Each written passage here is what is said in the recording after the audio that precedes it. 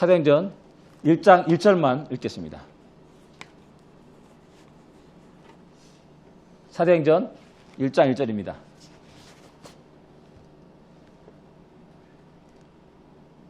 같이 읽겠습니다. 데오빌로여, 내가 먼저 쓴 글에는 무릇 예수께서 행하시며 가르치시기를 시작하신부터 2절까지입니다. 그가 택하신 사도들에게 성령으로 명하시고 승천하신 날까지의 일을 기록하였노라. 아멘.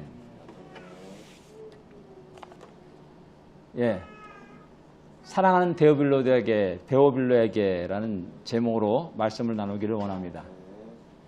원래는 그냥 데오빌로라고 했는데 여기서 잠깐 이렇게 붙였습니다. 사랑하는 데오빌로에게 편지를 쓴 겁니다. 이 제목을 여기에 생각하면서 제일 먼저 우리는 성령 행정이라는 그 단어를 한번 생각해 볼 필요가 있습니다. 사도행전은 우리가 잘 알다시피 성령 행전이라고도 말을 합니다. 성령 역사로 말미암아 복음이 전파되고 놀라운 기적이 일어나고 그것을 통해 곳곳에 주의 몸된 교회가 세워지는 것을 기록하기 때문에 그렇습니다.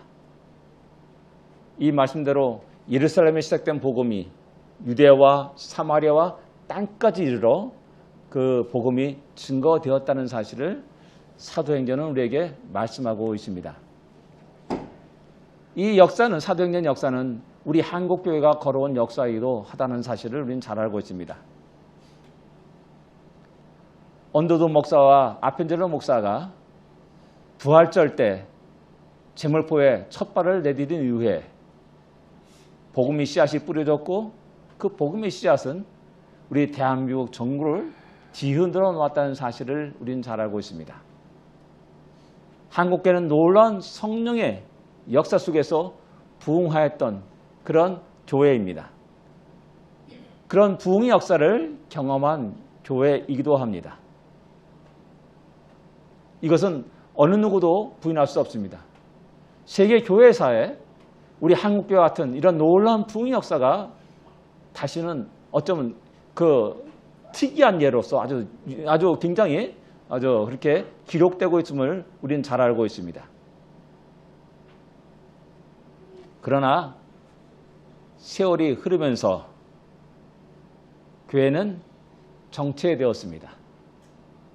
아니, 교회는 조금씩 퇴보하기 시작했습니다. 영향력이 쇠퇴하게 되었습니다. 많은 사람들이 교회에 문턱을 드나들였습니다. 그러나 언제부터인지 교회에 들어온 사람들은 변화가 일어나지 않았습니다. 인격의 변화도 삶의 변화도 일어나지 않았습니다. 언제부터인지 모르게 성도들은 성경을 멀리하기 시작했습니다. 언제부터인지 모르지만은 성도들은 진리에 대해서 무지하게 되었습니다. 오랜 세월을 교회를 다녔고 신앙생활했지만은 복음을 증거하지 않습니다. 아니, 무엇을 말해야 될지 모르는 상태가 되었습니다. 이것이 오늘날 이 현대 교회가 처한 상황이요, 우리 미국 교회와 한국 교회가 처한 상황이라도 말할 수가 있습니다. 이때 사람들은 이 문제를 해결하기 위해서 다시 사도행전을 펼치기 시작했습니다. 사도행전을 다시 묵상하며 연구하기 시작했습니다. 아, 성령의 놀라운 역사가 있어야 되는구나 라는 사실을 깨닫게 되었습니다. 성령 하나님을 의존해야 된다는 것을 알게 되었습니다. 그래서 사람들은 주여라고 외치며 성령 충만을 위해서 간구하고 기도했습니다. 큰 소리를 부르짖었고 기도원에서도 부르짖었고 밤중에서 부르짖었고 굶으면서 금식하면서도 부르짖기 시작했습니다. 온갖 악기를 동원하여서 찬양하며 부르짖기도 했습니다.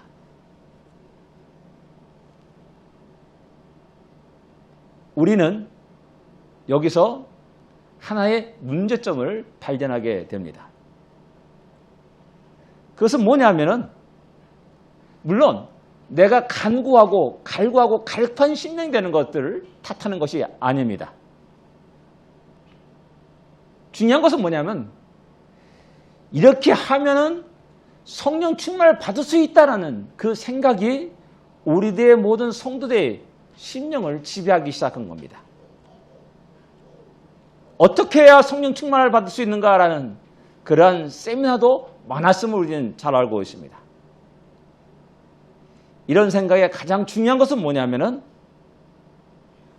하나님을 내 의지와 나의 생각과 노력으로 어떻게 할 수 있다라는 그런 아주 위험한 생각이기도 하다는 사실을 우리는 깜빡 잊어버렸습니다. 그렇습니다. 우리는 어떻게 해야만이 성령 충만을 받을 수 있다는 그런 관점으로 접근하기 시작한 겁니다. 이런 관점은 조금씩 점차 율법주의로 들어가는 그 문을 열게 된 겁니다. 그러나 우리는 이런 속에서 하나님이 앞에서 나의 모습은 어떤 자인가 라는 것들을 한번 생각해 볼 필요가 있다는 사실입니다. 곧 doing이 문제가 아니라 being, 어떤 존재인가를 한번 돌이켜봐야 될 필요가 있다는 사실입니다. 이것은 작은 차이가 같지만은 신앙생활하면서 점점 더 신앙생활하면서 너무나 엄청난 차이로 결과로 나타나게 된다는 사실입니다.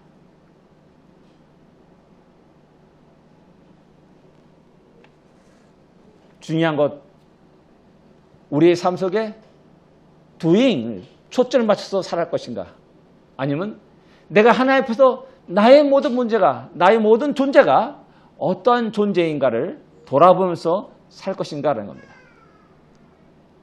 진정 나의 삶은 하나님 기뻐하시는 삶의 모습인가? 하나님 기뻐하시는 모습으로 빚어가고 있는가? 진정 나는 믿음의 사람으로 존재하고 있는가? 믿음의 사람으로 나의 모든 삶을 믿음으로 살고 있는가? 라는 이 문제를 한번 심각하게 생각해 봐야 된다는 겁니다. 그럴 때 하나님 당시에 기뻐하는 사람을 통해서 성령의 놀라운 역사를 통해서 하나님의 크고 놀라운 일들을 이뤄 가시는 것들을 성령행전, 사도행전은 우리에게 말씀하고 있는 겁니다. 두 번째 생각할 수 있는 것은 데오빌로라는 그 이름입니다. 사도행전은 누가가 기록했습니다. 누가 기록했습니까? 누가가 기록했습니다. 의사인 누가가 데오빌로에게 보낸 서신입니다. 그런데 이 데오빌로라는 사람이 많은 논쟁점이 되는 것을 볼 수가 있습니다. 그 사람이 과연 실존 인물인가 아니면 가상 인물인가라는 그런 문제가 있습니다. 누가 보면 그를 가카라라고 부르고 있습니다. 이것을 볼 때 그는 아주 귀한 신문, 어쩌면 총독이라고까지 이렇게 말할 수 있는 그런 신분의 사람이라 할 수가 있습니다. 그래서 아마도 실제로 인물 것이다 라고 이렇게 이야기합니다. 한편으로는 또 가상의 인물일 것이다 라고 말하는 사람도 있습니다. 두 번째, 우리는 이 이름이 과연 실명인가 아니면 가명인가 라는 그런 논쟁이 있습니다. 데오빌로, 그의 신분이, 그의 이름이 드러나게 되면은 당시 초대교회에 많은 어려움이 있지 않습니까? 성도들에게. 그렇기 때문에 그 이름을 살짝 가명으로 했을 거다라고 이렇게 이야기하는 사람도 있습니다. 또 다른 면에서는 실제 이름이다 라고 이야기하는 사람도 있습니다. 데오빌로, 이 사람은 유대인인가 아니면 이방인인가 라는 또 그런 논쟁도 있습니다. 실제적으로 그때 당시 대제사장인 요한이라는 사람이 있어요. 요한. 그 사람이 이제 헬라어 이름으로 데오빌로라라고 이렇게 기록했다라는 그런 말이 있습니다. 이게 유대인일 수 있고 이방인일 수도 있는 겁니다. 또 이 사람이 크리스찬인가 아니면 불신자인가 라는 그런 논쟁도 있습니다. 왜 이런 논쟁이 일어나냐면 그 이름의 뜻 때문에 그렇습니다. 데오빌로, 데오라는 말은 헬라어로 하나님, 곧 신이라는 의미입니다. 빌로는 필로스, 즉 사랑이라는 의미를 갖고 있는 단어입니다. 이 두 단어가 합쳐가지고 데오빌로가 된 겁니다. 그 뭐냐면은 어떻게 보면 하나님을 사랑하는 자, 또 하나님의 사랑을 입는 자, 또 한편으로는 하나님의 친구라는 그런 의미를 갖고 있는 그 이름이라 말할 수가 있습니다. 데오빌로가 실제 인물이며 본명이란다면, 그러니까 또 이방인이 한다면 그의 부모가 그 이름을 지어주었을 것이라는 사실입니다. 그렇다면 그의 이름의 뜻은 우리 신앙 고백을 드리는 하나님을 사랑하는 자라기보다는 세상의 일반적인 신을 사랑하는 자라는 그런 의미를 갖고 있는 겁니다. 그것이 제우스 신이든 주피터든 또 포세이도든 뭐 아폴론이든 불교든 관계없습니다. 신을 사랑하는 자, 신의 사랑을 받는 자, 뭐 이런 사람이 되기를 간절히 원하면서 부모가 데오빌로라고 이름하였을 거라는 사실입니다.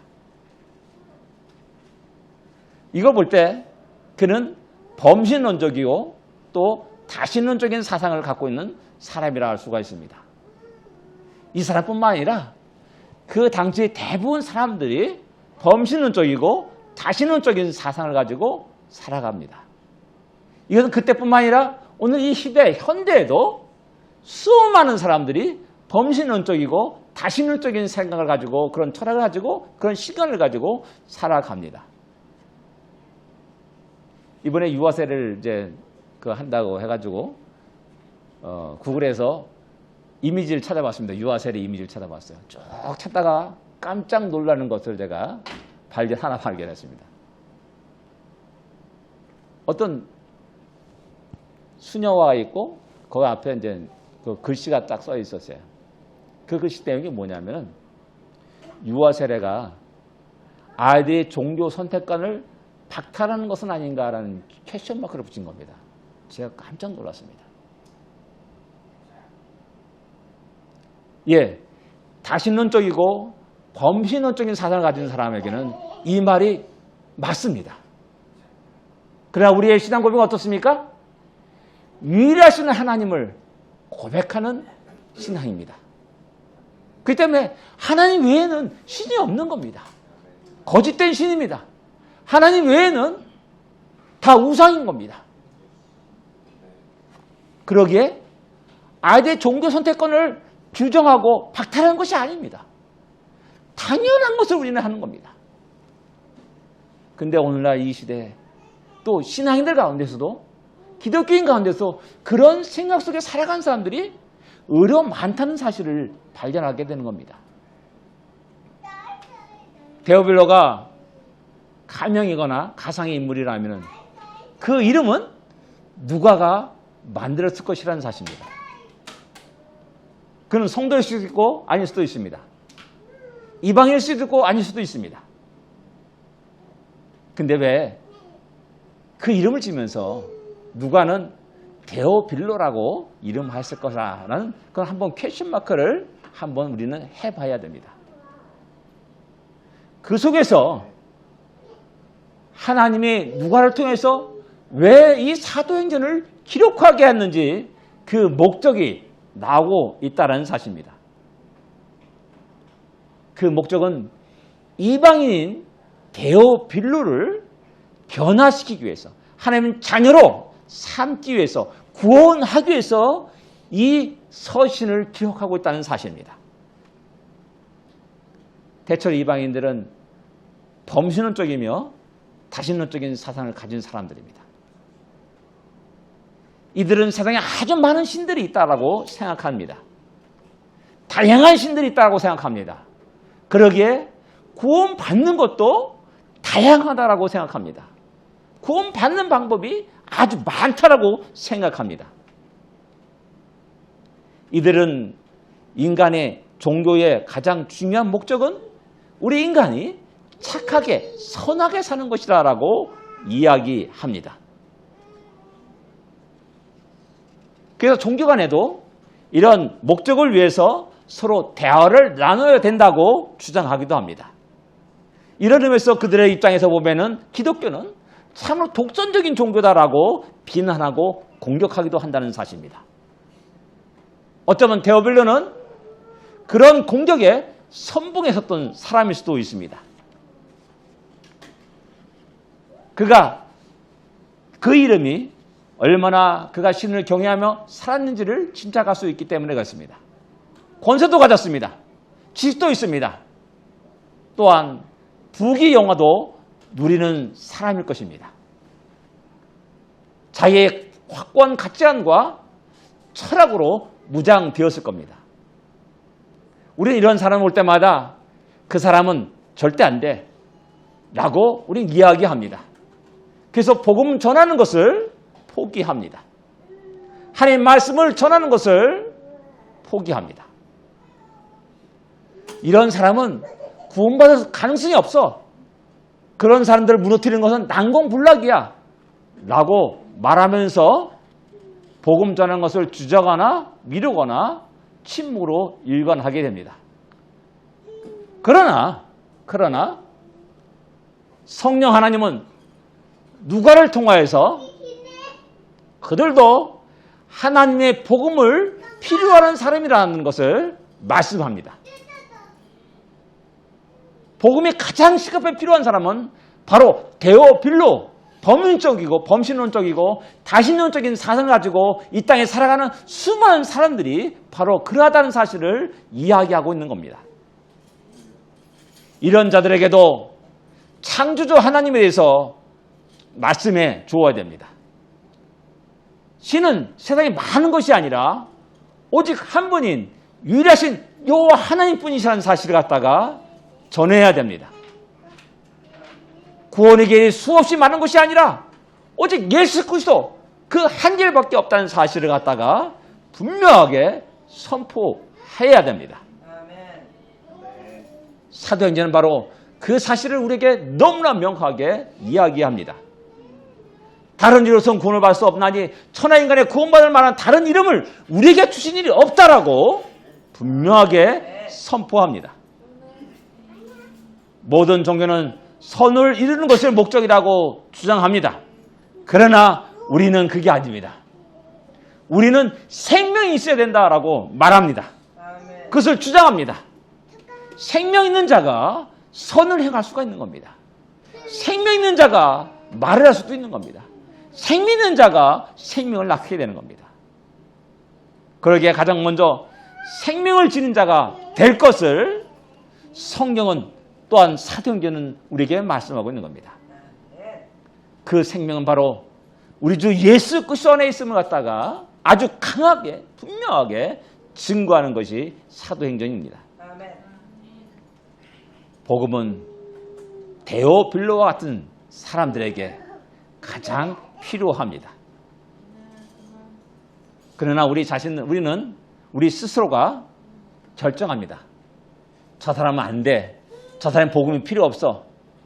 저 사람 지구를 떠나야 될 사람이야. 나는 이런 말로 쉽게 이야기하고 말을 합니다. 그래서 차별을 둡니다. 어린아이와 어른들 차별을 둡니다. 저는 은서 같은 아이가 복음을 말하면 제가 과연 이해할 수 있을까라고 생각하면서 하나님의 말씀을 저의 귀에 들려주는 것을 게을리합니다. 1년, 2년 국민학교 들어가도 아직 어려.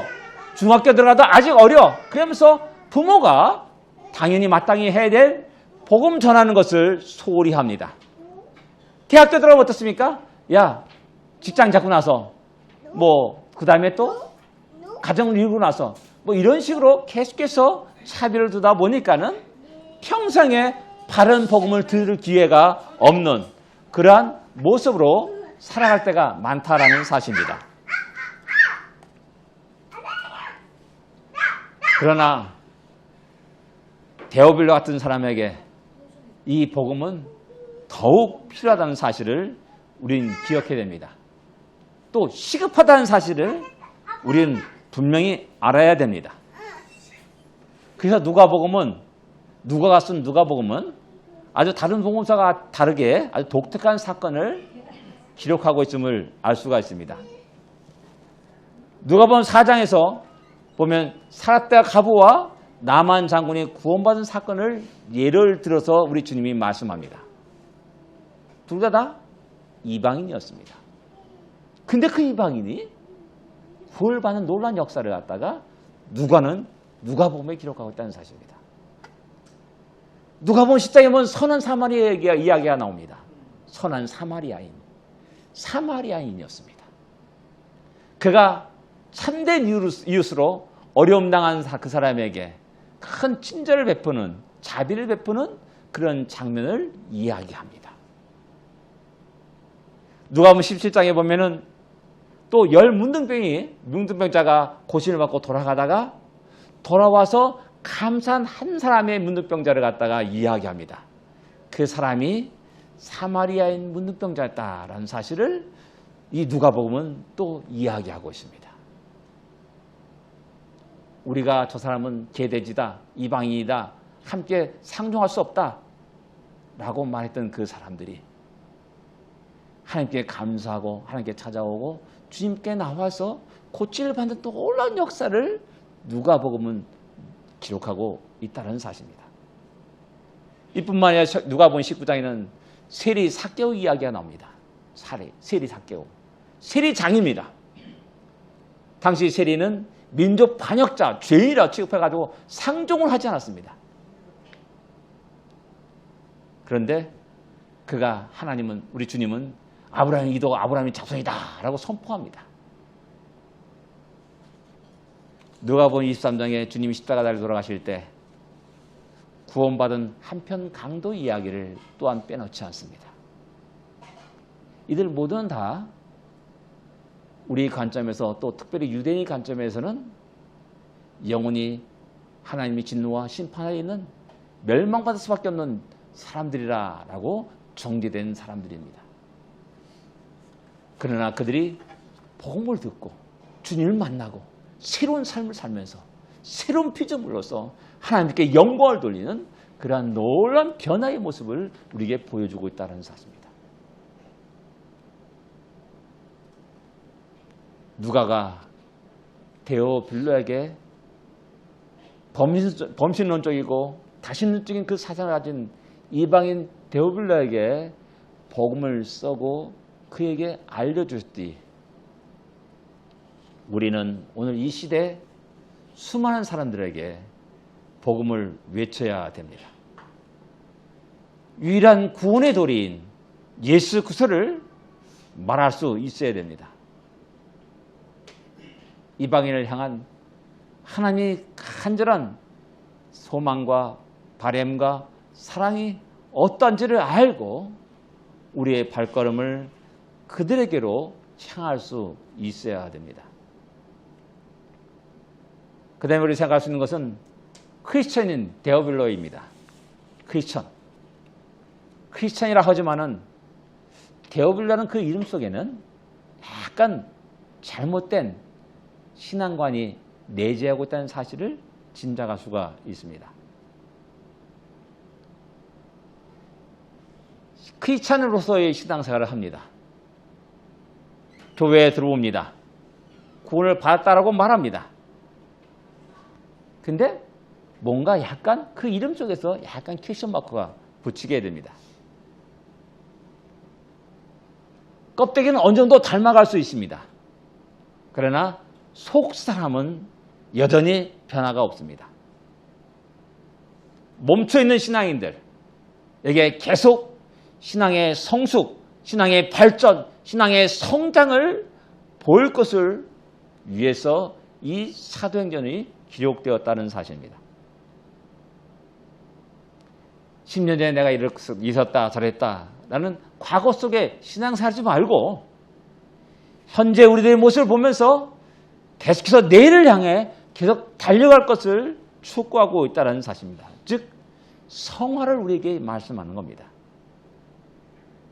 데오빌로에게 있는 문제가 무엇이겠습니까?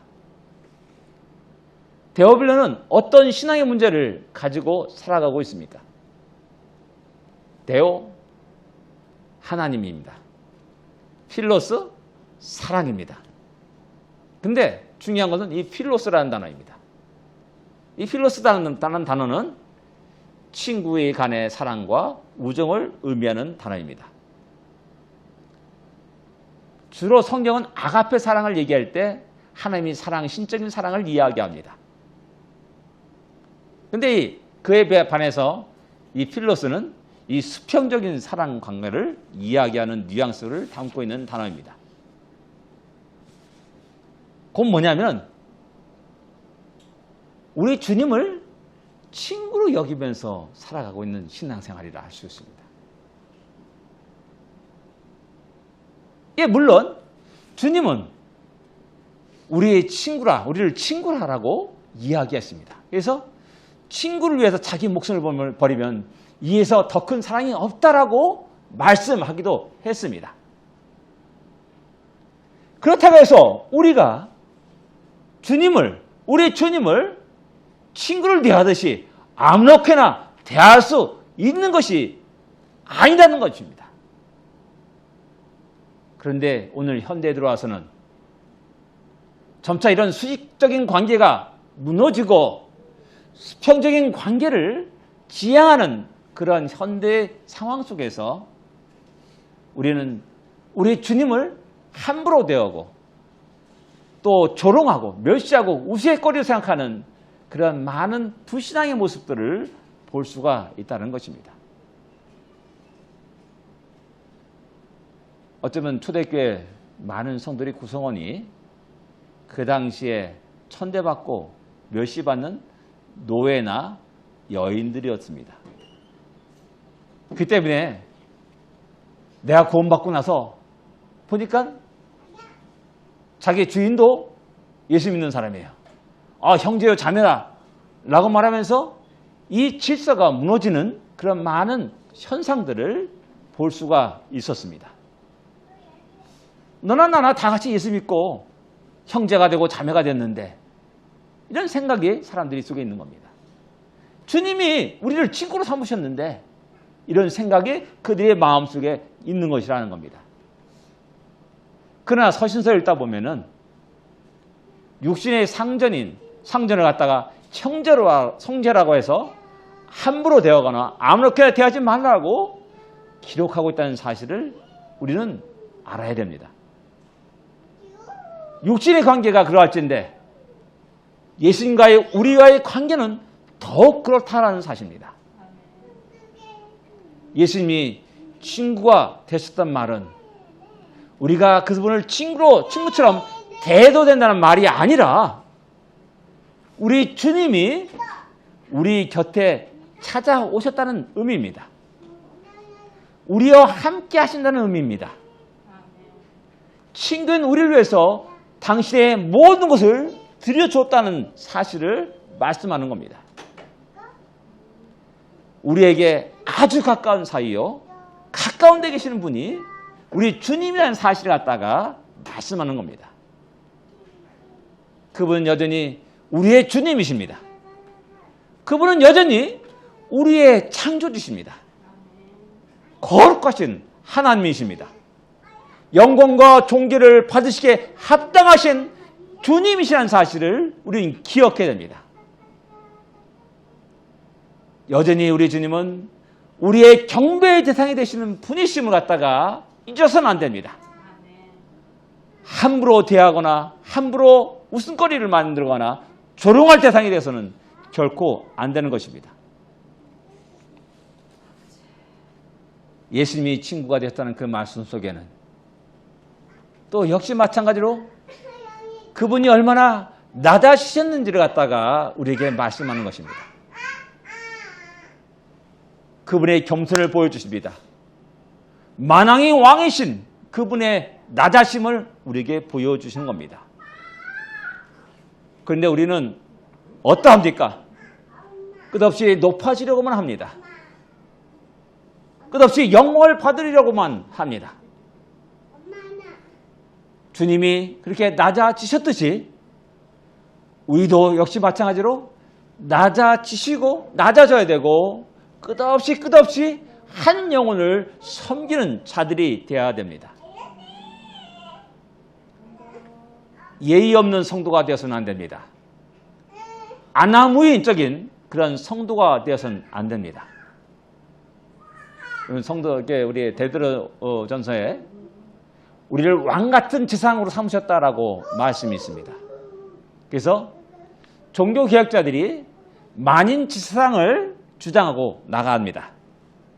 만인지상 다 좋죠. 여러분 다 지상입니다. 왕같은 지상입니다. 그래서 그것을 주장하면서 목사와 장로들을 교회의 질서를 갖다가 파괴하는 사람도 종종 있는 것을 보게 됩니다. 만인제사당 그걸 주장하는 건 옳습니다. 맞습니다. 그러나 그것만 주장해서는 안 됩니다. 제사장 직책이 어떤 직책인지를 바로 알아야 됩니다.